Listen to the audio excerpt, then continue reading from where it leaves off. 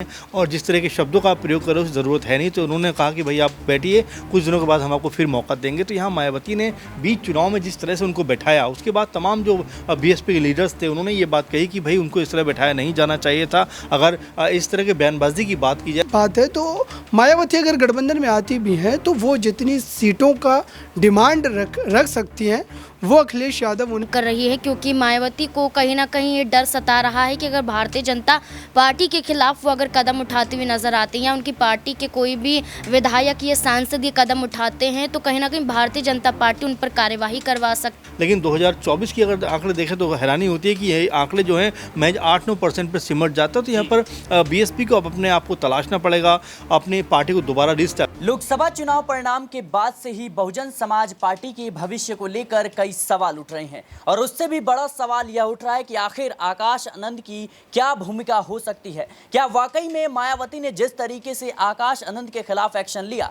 अब दोबारा वापसी करवा सकती हैं? आकाश आनंद ने जिस तरीके से लोकसभा चुनाव के दौरान भारतीय जनता पार्टी पर हमला बोला, उसके बाद से उनके खिलाफ कार्रवाई करती हैं मायावती और साफ तौर पर कहीं ना कहीं उनको कोऑर्डिनेटर और पदाधिकारी के पद से उत्तराधिकारी के पद से हटा देती हैं। इसके बाद से लगातार देखा जाता है कि बहुजन समाज पार्टी के समर्थक मायावती के इस फैसले से नाराज नजर आते हैं और उनकी मांग जो है अब लोकसभा चुनाव के बाद से भी बढ़ती हुई नजर आ रही है। आपको बता दें कि उत्तर प्रदेश के 10 सीटों पर उपचुनाव होने हैं और उस उपचुनाव को लेकर बहुजन समाज पार्टी चिंतन मंथन कर रही है।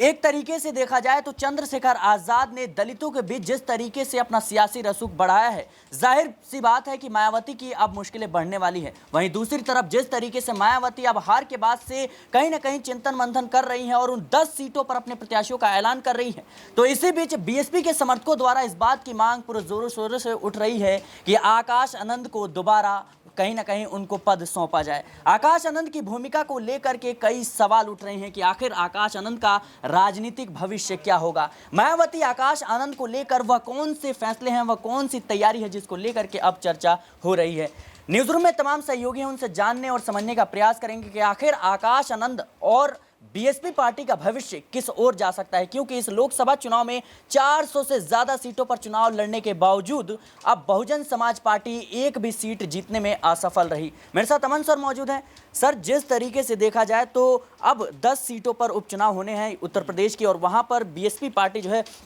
पूरे जोरों शोरों से कहीं ना कहीं तैयारी कर रही है, लेकिन इसी बीच आकाश आनंद की मांग करना और साफ तौर पर देखा गया कि मायावती के उस फैसले के खिलाफ जो बीएसपी के समर्थक हैं वो कहीं ना कहीं नाराज बताए जा रहे हैं। तो कैसे देख रहे हैं आप, क्या वाकई में अब मायावती की मजबूरी बन गई है आकाश आनंद की वापसी को लेकर? देखिए, मायावती के पास सबसे बड़ी दिक्कत तो ये है कि बड़े चेहरों की बहुत कमी है और जो चेहरे उनके पास थे भी वो दूसरी पार्टी में जाकर शामिल हो चुके हैं। तो कुल मिलाकर अगर मिला जुला कर देखा जाए तो यहाँ पर आकाश आनंद एक उनके पास चेहरा ऐसे बचते हैं जो थोड़ा बहुत कह सकते हैं कि लोगों के बीच में अपनी पहचान रखते हैं। वो भी कुछ ही महीनों से हम देख रहे हैं कि जिस तरह से वो एक्टिव थे, लगातार रैलियाँ कर रहे थे, लगातार भाषणबाजी कर रहे थे, लेकिन जिस तरह के शब्दों को उन्होंने इस्तेमाल किया, मायावती ने कहा कि आप अभी अनुभव आपके पास नहीं है और जिस तरह के शब्दों का आप प्रयोग कर रहे हो उसकी ज़रूरत है नहीं, तो उन्होंने कहा कि भाई आप बैठिए, कुछ दिनों के बाद हम आपको फिर मौका देंगे। तो यहाँ मायावती ने बीच चुनाव में जिस तरह से उनको बैठाया, उसके बाद तमाम जो बीएसपी के लीडर्स थे उन्होंने ये बात कही कि भाई उनको इस तरह बैठाया नहीं जाना चाहिए था। अगर इस तरह के बयानबाजी की बात की जाए तो तमाम पार्टी ऐसे बयान दे रही है, सिर्फ बीएसपी के आकाश आनंद ने इस तरह का बयान नहीं दिया, बल्कि तमाम पार्टियों के नेताओं को आप देखेंगे तो वो बदजुबानी या गलत बयानबाजी करते हुए नजर आते हैं। तो इस तरह से जल्दबाजी में, हड़बड़ी में जो फैसला लिया गया उसने कहीं ना कहीं बीएसपी को झटका देते हुए नजर आया। क्योंकि देखिए, अगर 19 की बात करें तो 2019 में बीएसपी के पास तकरीबन 20% के आसपास वोट शेयर था, लेकिन 2024 की अगर आंकड़े देखें तो हैरानी होती है कि यही आंकड़े जो हैं महज 8-9% पर सिमट जाता है। तो यहाँ पर बीएसपी को अब अपने आप को तलाशना पड़ेगा, अपनी पार्टी को दोबारा रिस्टैब्लिश करना पड़ेगा। उत्तर प्रदेश में जो मजबूती उनकी थी एक समय, उसको दोबारा खंगालना पड़ेगा, लेकिन उसके लिए बड़े चेहरों की ज़रूरत है। इसी मद्देनज़र 23 तारीख को यानी 23 जून को बैठक होने वाली है बीएसपी की, उसमें कई बातों को लेकर चर्चा होने वाली है। ऐसे में आकाश आनंद को लेकर भी चर्चा होने वाली है कि क्या जिन पदों को उनसे लिया गया दोबारा उनको वो पद दिए जाएंगे या फिर अभी कुछ समय के लिए और आकाश आनंद को यूं ही बैठाया जाएगा। तो ऐसे तमाम सारे मसले जिसको लेकर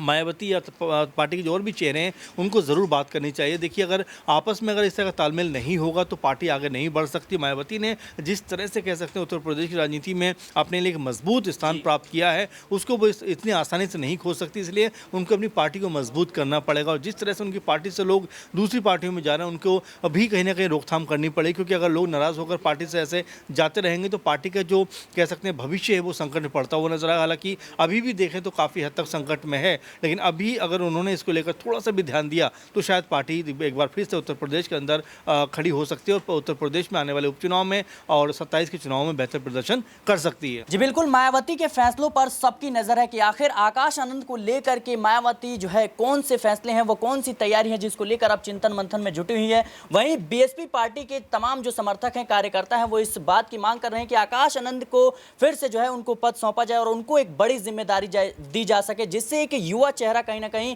उत्तर प्रदेश की सियासत में बीएसपी की वापसी करा सके। मेरे साथ नाज़मिन है। नाज़मिन, जिस तरीके से हम देखें तो अब आकाश आनंद की मांग जो है लगातार बढ़ रही है और एक तरफ देखा जाए तो आकाश आनंद ने भारतीय जनता पार्टी के खिलाफ जिस तरीके से हमला बोला था उसके बाद से ही मायावती ने उनके ऊपर एक्शन लिया। अब सवाल ये उठ रहे हैं कि मायावती ने क्या आकाश आनंद के जो राजनीतिक भविष्य है उसको देख करके लिया कि अगर अभी ये विवादों में फंस जाते तो भारतीय जनता पार्टी उन पर कड़ी कार्रवाई कर सकती है और उनका राजनीतिक भविष्य शुरू होने से पहले खत्म हो सकता है। और दूसरी तरफ आरोप लग रहे हैं कि ये भारतीय जनता पार्टी की मदद के लिए किए जा रहे हैं, तो कैसे देख रहे हैं आप? देखिए, विपक्षी पार्टियों की बात करें तो विपक्षी पार्टियों की तरफ से कहा जाता है कि मायावती की पार्टी जो बसपा है वो कहीं ना कहीं बी टीम के रूप में काम कर रही है, क्योंकि मायावती को कहीं ना कहीं ये डर सता रहा है कि अगर भारतीय जनता पार्टी के खिलाफ वो अगर कदम उठाती हुई नजर आती हैं या उनकी पार्टी के कोई भी विधायक या सांसद ये कदम उठाते हैं तो कहीं ना कहीं भारतीय जनता पार्टी उन पर कार्यवाही करवा सकती है। जैसा कि 2023 के विधानसभा चुनाव में ये कहा गया था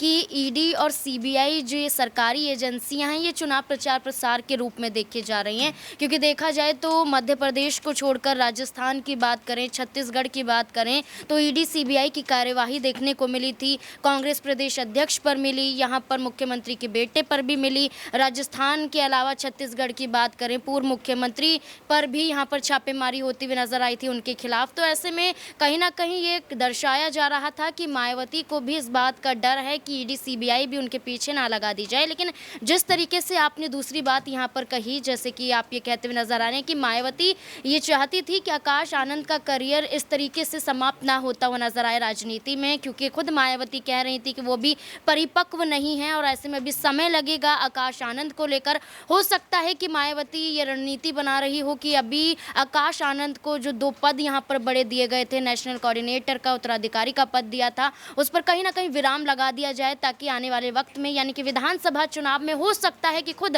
आकाश आनंद यहाँ पर चुनाव लड़ते हुए नजर आए बसपा के टिकट से। यहाँ पर यह साबित हो सकता है कि अभी जो जिम्मेदारी दी थी उसके लायक बेशक नजर न आए, लेकिन विधानसभा चुनाव में बसपा को जिताने के लिए एक बड़ी भूमिका निभाते हुए नजर आ सकते हैं। इसलिए इंतजार मायावती ने किया और हो सकता है कि आकाश आनंद एक बड़े चेहरे के रूप में उभरते हुए विधानसभा चुनाव में बसपा को दिखा सकें। जी बिल्कुल, एक तरफ मायावती के फैसलों को लेकर के सवाल उठ रहे थे कि मायावती क्यों नहीं इंडिया गठबंधन का साथ दे रही हैं या फिर एनडीए में क्यों नहीं वो शामिल हो रही हैं। दूसरी तरफ उनके ऊपर आरोप लग रहे थे कि भारतीय जनता पार्टी की वो मदद कर रही हैं। बात करें मायावती के फैसलों की तो मायावती ने जिस तरीके से अकेले चुनाव लड़ने का फैसला किया उसके बाद से ही बीएसपी पार्टी की मुश्किलें लगातार बढ़ती हुई नजर आई। कई उनके कार्यकर्ता समर्थक थे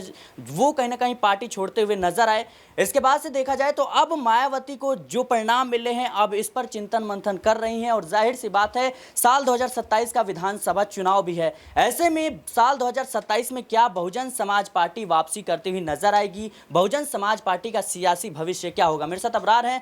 अबरार, जिस तरीके से हम देख रहे हैं कि बहुजन समाज पार्टी 2014 जैसा ही इस बार प्रदर्शन उनका रहता है और 400 से ज़्यादा सीटों पर चुनाव लड़ने के बावजूद उत्तर प्रदेश में ही नहीं बल्कि पूरे देश में एक भी सीट पर उन्हें जीत नहीं मिलती है। ऐसे में अब मायावती 2027 के चुनाव में क्या समाजवादी पार्टी के साथ गठबंधन कर सकती हैं या फिर कहीं ना कहीं जिस तरीके से देखा जाए तो बीते दिनों अफजाल अंसारी ने यह दावा किया था कि वो समाजवादी पार्टी के साथ कहीं ना कहीं समर्थन देगी, उनके साथ मिलकर चुनाव लड़ेंगे, तो कैसे देख रहे हैं? देखिए बहुजन समाज पार्टी के साथ गठबंधन की जहाँ तक बात है तो अब तक जो है समाजवादी पार्टी के किसी भी बड़े चेहरे ने इस तरीके की बात नहीं कही है। जहाँ तक गठबंधन की तरफ से बात की अगर हम चर्चा करें तो कांग्रेस पार्टी ज़रूर इस पूरे मामले को लेकर अपने पक्ष को रख रही है, चूँकि इस समय अखिलेश यादव व उनकी पार्टी मजबूत स्थिति में। और अगर गठबंधन की बात आती भी है तो अखिलेश यादव मायावती से ज़्यादा मुझे लगता है कि इस समय जो सूरत हाल है उस नज़रिए से चंद्रशेखर रावण को वो ज़्यादा तरजीह देंगे, चूँकि चंद्रशेखर रावण की राजनीति अब विस्तार जो है होने वाली राजनीति है, न कि रुकने वाली है, चूँकि वो अब पूरे तौर पर और भी ज़्यादा सक्रिय होकर के जो है राजनीति करेंगे, चूँकि नगीना से जीत के बाद वो थमने वाले नहीं हैं, वो इस तरीके की बातों को लगातार दोहरा रहे हैं। जहाँ तक मायावती के गठबंधन में आने की बात है तो मायावती अगर गठबंधन में आती भी हैं तो वो जितनी सीटों का डिमांड रख सकती हैं वो अखिलेश यादव उन्हें नहीं देने वाले हैं, क्योंकि पार्टी की वो जो आप कह सकते हैं कि जो प्रदर्शन की अगर हम बात करें या फिर रणनीति की बात करें वो उत्तर प्रदेश में धरातल पर उस तरीके से नज़र नहीं आता। अब देखिए लोकसभा चुनाव में 0 पर बीएसपी सिमट जाती है, विधानसभा में 1 सीट है, तो जाहिर सी बात है कि जो उम्मीदें मायावती को गठबंधन में आने के बाद होंगी अखिलेश यादव से या इंडिया गठबंधन से कि वो उन्हें ज़्यादा से ज़्यादा सीटें दें, वो उनको नहीं मिलेगा और इस वजह से वो गठबंधन नहीं करेंगे। तो अब इस समय अखिलेश यादव के पास विकल्प है चंद्रशेखर रावण के रूप में, तो वो उस विकल्प के साथ जाना बेहतर समझेंगे। देखते हैं कि इस पूरे मामले को लेकर के अभी तक अगर देखा जाए तो आधिकारिक तौर पर उस तरीके के बयान जो है सपा की तरफ से नहीं आए, भले ही एक जो है साथी दल होने के नाते कांग्रेस पार्टी के कई स्थानीय नेता ने उत्तर प्रदेश के जो है इस तरीके की बातों को कहा है। चंद्रशेखर रावण को भी ऑफर दिया। इस लोकसभा चुनाव के बाद से एक सवाल ये उठ रहा है कि अब मायावती को डर है चंद्रशेखर आजाद से, क्योंकि चंद्रशेखर आजाद अब दलितों के बीच